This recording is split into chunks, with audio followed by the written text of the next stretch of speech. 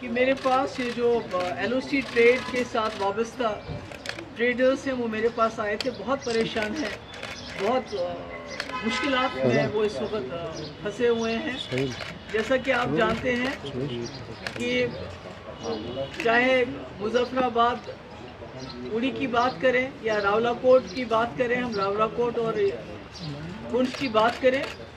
جموں کشمیر کی تواریخ میں جتنا یہاں کے لوگوں نے سٹرگل کیا ہے، قربانیاں دی ہیں، اگر کچھ حاصل ہوا ہے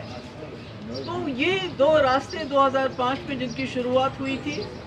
جو کھولے گئے تھے، اس کے بعد 2008 میں اس میں کاروبار چلا تھا اور کروڑوں روپے کا اس میں کاروبار ہوا اور اس میں سینکڑوں کی تعداد میں لوگ جو ہیں ان کو روزگار ملا، اس کے ساتھ جڑ گئے۔ پر بدقسمتی سے 2019 کے بعد یہ اچانک سے اس کو بند کیا گیا، ٹریڈ بھی ختم کیا گیا، اور جو اس میں جب آوازجابی شروع ہوئی تھی تو اس وقت خالی یہاں کے لوگوں کی خواہشات کے لیے یہ ایک بہت بڑی چیز ہی نہیں تھی، بلکہ جو ہمارے آپس میں اس کشمیر اور اس کشمیر میں ایک دوسرے کو لے کے کچھ شک و شبہات بھی ہیں، وہ بھی دور ہو گئے تھے۔ مگر یہ جب سے راستہ بند ہو گیا ہے، ٹریڈ بند ہو گیا ہے، تب سے ہمارے کئی لوگ جو اس کے ساتھ وابستہ تھے وہ بے روزگار ہو گئے ہیں۔ اور اب آفت یہ ہے کہ آپ کو یاد ہوگا یہ ٹریڈ جو ہے اس میں یہ بارٹر سسٹم تھا، اور اس میں جو ہے کوئی فری تھا، اٹ واز فری ٹریڈ، اس میں کوئی وہ ٹیکس کی گنجائش نہیں لگائی گئی تھی اس وقت، اور بارٹر سسٹم تھا، یہاں سے ایک چیز جاتی تھی، وہاں سے ایک چیز آتی تھی۔ تو اس کو اچانک سے بند کیا، اور آج پچھلے کچھ عرصے سے انکم ٹیکس نے ان لوگوں کے، پہلے تو آپ کو یاد ہے کہ سینکڑوں ریٹس ڈالے گئے، ان کے اوپر چھاپے ڈالے گئے، کوئی الٹے سیدھے الزامات لگا کے،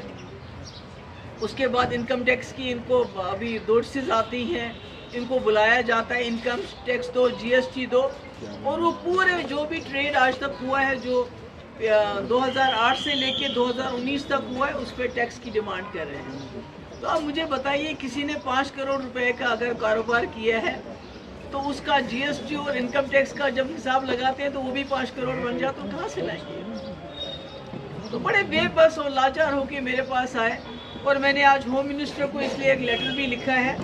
جس کی کاپی ہم آپ کو ای میل کریں گے۔ میں نے ان کو بتایا ہے کہ جموں کشمیر میں 70 سال میں سب سے بڑا کانفیڈنس بلڈنگ میجر یہ تھا، جس سے جموں کشمیر کے حالات سدھر گئے، بدل گئے، اور واجپئی جی نے اس کا انیشیٹو لیا تھا، اور ڈاکٹر منموہن سنگھ کے وقت میں کھلا تھا، اور اس سے دونوں جموں کشمیروں کے آپس میں تعلقات بھی سدھرے تھے، حالات بھی سدھرے تھے، اور ہماری اکانومی میں بھی اس کا اچھا اثر پڑا تھا۔ تو میں نے ان سے گزارش کی ہے، میں نے ہوم منسٹر امت شاہ صاحب سے گزارش کی ہے کہ وہ اس پہ نظر ثانی کریں، اس میں انٹروین کریں، تاکہ یہ لوگ جو اپنا کاروبار کرتے تھے، اس میں کاروبار میں کئی لوگوں کے وہاں جو ہے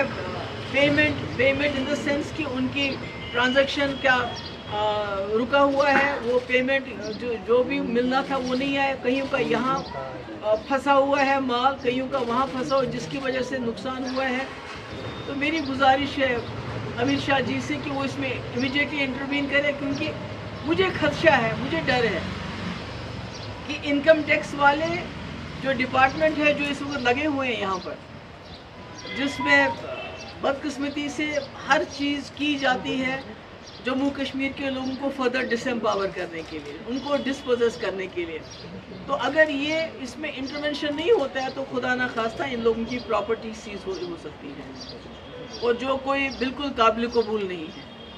کہ اگر ایسا اس قسم کے اقدامات ہونے سے پہلے ہوم منسٹر انٹروین نہیں کرتے ہیں تو مجھے لگتا ہے اس کے نتائج اچھے نہیں ہوں گے۔ اس میں تو یہ ریزیوم ہونا چاہیے، یہ ٹریڈ ریزیوم ہونا چاہیے، بس سروس جو ہے جہاں سے کاروبار ریزیوم ہونا چاہیے، اس میں بینکنگ یا جو کمیونیکیشن سروسز جو نہیں ہیں، تاکہ اس میں ایک ٹرانسپیرنسی آ جائے۔ اگر آپ باڈی سکینر لگاتے ہیں تو آپ کو پتہ چلے گا ٹرک میں کیا آ رہا ہے، کیا جا رہا ہے۔ بینکنگ فیسلٹیز دیں گے، کمیونیکیشن فیسلٹیز دیں گے، تو اس میں کوئی بھی گڑبڑ ہونے کا جو خطرہ ہے وہ بالکل ختم ہو جاتا ہے۔ تو اسی لیے میں نے آپ کو سب کو بلایا کیونکہ یہ لوگ بہت پریشان ہیں، میرے پاس بڑی پریشانی میں آئے تھے، ان کے فیملیز ہیں، اگر خدا نہ خواستہ اسی طرح سے ان کے اوپر انکم ٹیکس کا دباؤ چلتا رہا، ان کی پراپرٹی خدا نہ خواستہ سیز ہو گئی تو یہ لوگ کہاں جائیں گے؟ سڑکوں پہ آنا پڑے گا، تو اور سڑکوں پہ آنے سے بہت تکلیف ہوتی ہے، یہاں جو ہمارے ایڈمنسٹریشن ہے بہت تکلیف ہو، سڑکوں پہ بھی لوگوں کا آنا پرامن جو پروٹیسٹ کرنے سے بھی وہ گھبرا جاتے ہیں، تو اس لیے میری معتبانہ گزارش ہے امت شاہ جی سے کہ وہ اس میں امیڈیٹلی انٹروین کرے تاکہ ان لوگوں کو کوئی ریلیف ملے۔ تھینک یو سو مچ۔ اس کے علاوہ آج میں کسی سوال کا جواب نہیں دینا چاہتی ہوں کیونکہ یہ بہت اہم ہے، یہ ہمارے جو سینکڑوں گھر ہیں ان کا مسئلہ ہے، راولا کوٹ پونچھ میں بھی یہی مسئلہ ہے،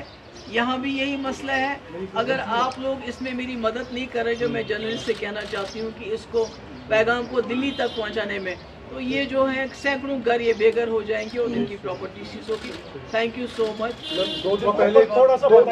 پہلے میم وہاں پہ جو بس سروس ہے اس کو ریزیوم کیا گیا ہے، جو بارڈر ٹورزم ہے اس کو بڑھانے کے لیے بس سروس کو شروع کیا گیا۔ آپ کو نہیں لگ رہا ہے کہ بہتر قدم ہے بارڈر ٹورزم اور اوڈی خاص کر اوڈی میں؟ بارڈر ٹورزم وغیرہ تو سب ٹھیک ہے، مگر یہ جو ایک ٹریڈ شروع جس کی وجہ سے یہاں کئی فیملیز سفر کر رہی ہیں اس وقت، تو اس کے لیے اگر ایک باڈی سکینر لگا دیتے ہیں تاکہ پتہ چلے کہ بھئی ٹرکس میں کیا آ رہا ہے جا رہا ہے، اور اگر بینکنگ فیسلٹیز ہے، کمیونیکیشن فیسلٹیز ہے، دیکھیں جموں کشمیر کے مسئلے کا دونوں کشمیروں کو آپس میں ساتھ ملانے کا اس سے بہترین حل کوئی نہیں ہو سکتا ہے۔ تو اگر اسے دونوں کشمیروں میں امن قائم ہوتا ہے، دوستی قائم ہوتی ہے، تو مجھے لگتا ہے